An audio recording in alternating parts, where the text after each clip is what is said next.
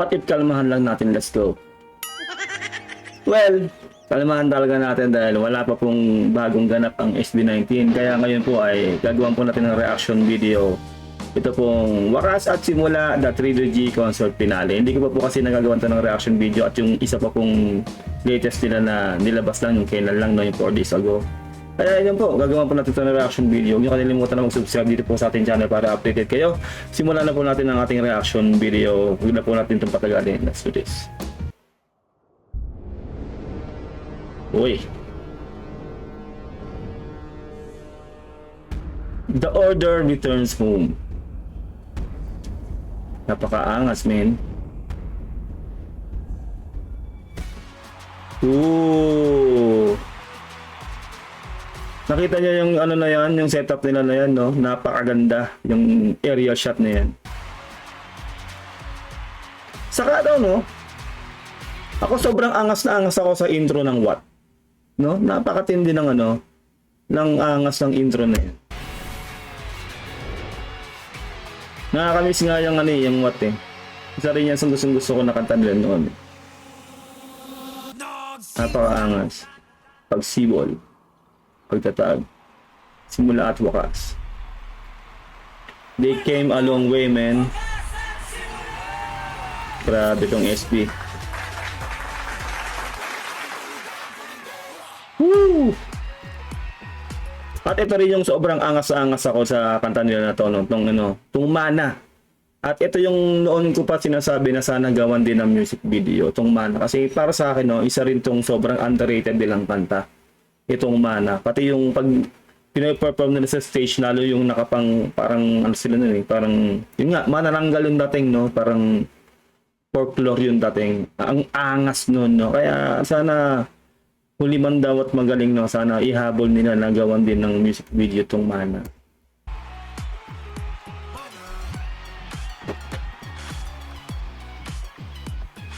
Napakaangas kasi ng Mana rin eh. Emoji! Well, lahat naman ng kanta nila maganda at napakaangas, no? Pero ito ring emoji para sa akin, no? Ano siya, dystopian yung dating, tapos yung instrumental niya, talagang ma-hype ka dito sa ano, sa emoji. Tapos ang ganda pa ng steps. Ang galing ng mga shots nila eh, no? Professional yung dating eh, ng pagkakakuha eh. Yun no, yung Sonara.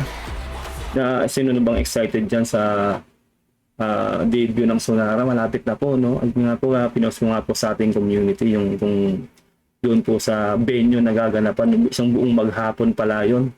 Kaya yun, sa mga malapit po dun, punta na po kayo, suportahan po nyo ang Sonara dahil alam niyo naman po, no, isa pong galing po yan sa pinanggalingan nilang SB19, no, na masasabi po natin na hindi pa man sila nagde-debut ay sobrang grabe ng clamor ng tao dahil napakahusay po mag-perform ng Sonara. Siyempre po malapit na po ang debut nila kaya supportahan po natin yung mga 18. Hey, Bisa. Isa rin tong ano eh, no? Sobrang hype na kanta nila. Itong Bisa. Saka parang ang saya-saya lang. No? Well, bukod sa masaya, talagang masasabi natin na isa ring ano to, proof na talagang sinasabi nila na kahit na ano pang gawin nila, no, may masasabi pa rin yung tao. No, 'di ba? Kahit na anong gawin talaga nila, meron pa rin mga basher. Kahit anong galing nila, meron pa rin talagang negative na sasabihin yung mga hindi naniniwala sa kanila. Ay masasabi nga po natin na mga talagang gusto silang hilahin pababa. Kaya ginawa na lang din nilang masaya yung kanta. Yun nga, di ba? Mga effect wala pa ring dating kahit na anong gawin. Di ba? Kaya kailangan, kahit na gano'n, kahit sa ating mga normal na tao, di ba? Kahit ano pang gawin natin, meron talagang masasabi sa ating yung tao. Kaya gawin na lang natin yung gusto nating gawin. Hanggat wala tayong tinatapakan tao, diretso lang natin yan. No? Kahit ikaw yung nanonood din, kung may ginagawa kang tama naman yung ginagawa mo, wala kang tinatapakan tao, diretso mo lang. Di ba? Kaya nga sabi ng SB19, di ba? Wala pa rin dating kahit na anong gawin, pero diretso mo pa rin. Kasi hindi natin kailangan ng validation ng tao. Basta tama yung ginagawa natin, alam natin, i-grow natin yun, diretso lang natin. Yep. Solid, no? Daming tao talaga. This is going to be the best concert that you're ever going to watch. Sayang na din talaga, hindi ko rin inabot to. Itong Wakas at Simula. Kasi late na po tayo nakauwi. No, grabe. Napakaswerte po talaga ng mga nakapanood nito dahil sinasabi ko, monumental po to at talagang masasabi natin na nasa memory mo yan. No? Kumbaga, forever mo ikikip no, yung mapanood mo sila ng talagang full concert. No, na tapos isa ka kasama dun sa record breaking, di ba? Record breaking na ginawa nila na yan na 100k plus katao, no, sold out na concert nila. No, kaya maging proud ka sa sarili mo dahil nakapanood ka nitong Wakas at Simula trilogy concert finale sa SMBC. Ayun, may mga ano pa. Swerte talaga ng mga nakapanood na ito. Tapos may ganyan pa, no? Grabe talaga sumuporta ang 18.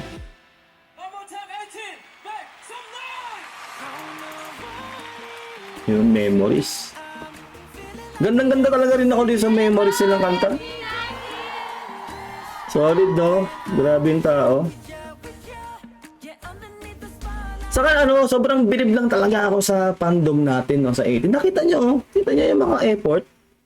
May ganyan, meron pa yung motorcade, di ba yung kanina, yung nakamoto, may mga mukha ng SB19. Correct may pa-room, may pa-drone pa, may mga boots, mga freebies, lahat na po ginawa ng 18, grabe. Swerte parehas, no? Swerte ng 18 sa SB19 at swerte ng SB19 sa 18, grabe. Diba? Ganun katindi. Wow! Tapos talagang masabi natin na international na po talaga sila. Marami nagpunta ng Pilipinas ng dahil sa SB19. Yung concert lang po na yan.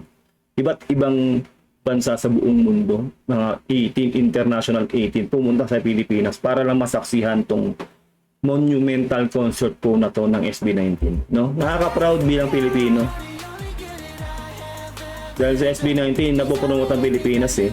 Ganun katindi. Saka yung galawan nila talaga, no? Diba yung napanood ko nga sila sa Aurora? Reaction video po to kaya po tayo pahinto-hinto, no? Yun, yung nakita ko sila sa Aurora, doon ko talaga nakita yung improvement, no? Kasi nga, pang second time ko pa lang sila napanood dun sa Aurora ng live, no? Kasi una kong napanood sila yung Didicon, matagal na pong panahon, no? Yung Didicon pa yon, ilang taon na. Tapos yung Aurora napanood ko sila. Nakita ko doon yung talagang tindi ng improvement nilang lahat, no? As in lahat sila, talagang yung glow, nag-glow talaga sila. Sabi ko nga, di ba, super saiyan sila pag nakikita mo sa personal, ganun yung dating. Grabe yung vocals, sobrang nag-improve yung vocals sila. Talagang sabi ko nga, lumalamon sila ng mic, ganun, no? Kung ano yung tunog nila sa recording, ganun din yung tunog nila sa live, no? Kaya napagkakamalan ng lip sync, di ba? Pero hindi po lip sync yan. Kaya sa mga hindi pa po nakapanood ng SB19 sa live, nako, pag-ipunan nyo na po pag may pagkakataon kayo, minsan lang po mangyari yan na magkaroon kayo ng memory, no, bilang 18 na mapanood mo sila ng live. Magiging proud ka talaga na ikaw ay 18 na sumusuporta sa SB19. Grabe, ano, mga ganyan ng 18, no? Grabe. May Sonara, oh. Wow. Grabe.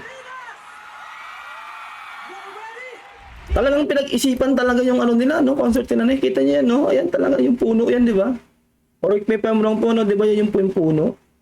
Doon sa music video nila, no? Talagang ano, grabe yung creative mind ng SB19. Sa buong team ng ano, ng 1Z Entertainment, no? Talagang pag naglabas sila ng music video, ng kanta, ng ganitong mga concert, talaga pong pinaghihirapan nila, pinag-iisipang mabuti. Di ba po talaga pong, lalo nga noon, no, tayo yung mga lumang 18, di ba? Talagang kada labas sila ng video nila, music video, dinidecipher natin. Di ba? Kasi may mga may mga hidden meaning lahat ng mga music video nila. Talagang nakakatuwa nun sa sa social media, sa X, di ba, sa kung saan. Talagang maraming theory. Kahit kami mga reactor nun, naalala ko yun. Maglalabas kami ng theory namin sa pagkakaunawa namin sa mga nilalabas na music video ng SB19. Kasi ganun talaga no? Kumbaga, maglalaro yung utak mo sa nilalabas silang music video. Kada music video may bago, no? Sa akin din, parang gusto ko rin talaga na bilang lumang tao ako, gusto ko yung Wyatt. Para na throwback nung araw. Grabe yun, no? Talagang hagip lahat ng era. Kaya nga masasabi natin yung SB19 para sa masa siya, no? From mga kaidaran namin, no? Kaming mga 50 no? Mga 60s, 70s, pababa, no? From Gen Z to Gen X hanggang sa hanggang sa sinaunang tao, ganun hagip talaga. No, kaya talagang masasabi natin talaga na pangmasa talaga tong SB19 dahil lahat ng age group, no, nahagip ng SB19. Kaya yung 18 po talaga halo-halo po talaga yung yung age group ng ng 18. Kaya yun po yung nakakatuwa, no. Hindi natin masasabing pang Gen Z lang sila dahil syempre alam naman natin na bata-bata pa ang SB19, pero hindi. Talaga yung fandom nila, lahat halo-halo talaga. Co-ed na masasabi natin, no, ganun katindi.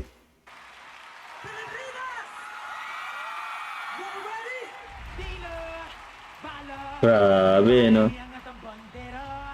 Angas talaga nitong Watt, no? Grabe itong Watt talaga. Napakaangas, men. Kaya sa akin, matindi rin itong Watt, eh. Saka yung music video ng Watt, napakaangas din talaga, no? Isipin nyo, mind you, bago-bago lang sila, no? Diba yung Watt era na yon? Tapos kaya ngayon, no, diba, parang ni-remake nila doon sa Wakas at Simula. Iniba nila yung tunog. Pero doon nga, makikita mo yung difference talaga ng growth nila bilang artist dito sa paglabas itong Wakas at Simula na album nila. Grabe yung level ng SB19, yung pag-angat nila. At talagang magugulat ka, no, sa laki ng improvement nila. Ganun katindi. Wow. Bagay itong Watt lang ginawa nila, no? Na pang itong Wakas at Simula Trilogy. Ang lupit naman kasi rin talaga ng Watt, eh. Para sa akin, eh. Hype na hype din talaga tong kantan to, eh. Kasi yun pa, di ba? Talagang lumalapit sila sa fans sila. Talagang masasabi natin na yung marami nagsasabi, hindi doon naman si SB19. Hindi po ganoon. Hindi po totoo yun. Talagang masasabi natin sobrang close ng SB19 sa 18, no?